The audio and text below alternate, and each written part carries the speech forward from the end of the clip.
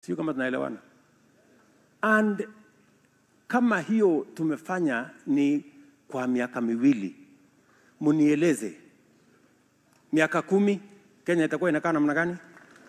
Miaka 20? Miaka 20? Na unajua nilisema hivyo juzi, watu wengine wako na tabia mbaya. Wakaenda wakasema huyu mtu amesema atakuwa rais miaka 20. Watu wajinga kabisa yani. Kwani mimi ni wazimu? Kwani watu wanafikiri hii kazi ya rais ni kazi rahisi ya kupigiwa kelele kila siku? Mimi nangojea siku mimi nitatoka hapa niende. Mwingine achukue asonge. Ama namna gani?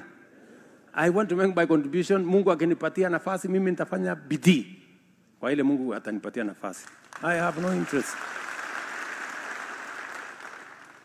Mnanielewa my friends? Sikizeni. Jambo la pili ya kupanga ajira ya vijana wetu. Na nilifurahi sana. Wakati nilikuwa Funyula nakuta vijana wako hapo, karibu vijana 300 wako hapo kazini. They would never have had an opportunity to work anywhere. Saa hizi tunaajiri wale vijana wote wamefanya courses ya building. Huyo Hinga sijui kama yuko hapa. He's not here. Yes, we are hiring. And in fact, in the next 1 or 2 years, wale vijana wote ambao walimefanya kazi ya plumbing, kazi ya nini, tutakuwa tumeajiri kila mtu.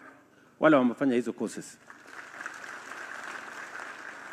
It has to be intentional. It has to be deliberate if we have to change the country. Sasa unasikia wanasiasa hao wakutafuta popularity kidogo kidogo. Unajua nitaondoa housing. Unajua nitaondoa hii. Yani huna akili ya kufikiria what to do better. Unataka kurudisha nyuma. Utafanya nini hao vijana 1600 wako kazini, utawapeleka wapi? Unataka watu warudi waishi kwa slums? Hiyo si ni ujinga ya kupindukia? Na iko mtu anaongea hiyo ati anataka kuchaguliwa. Utachaguliwa wapi? Kama huna akili ya kufikiria what to do better. Yani akili yako yote inaishia hapo ya kubomoa na kurudisha nyuma. Anyway, wacha Mungu atusaidie kama nchi. Jambo la pili kwa kuajiri vijana wetu, na mimi nataka mnisaidie. Tumesema kila ward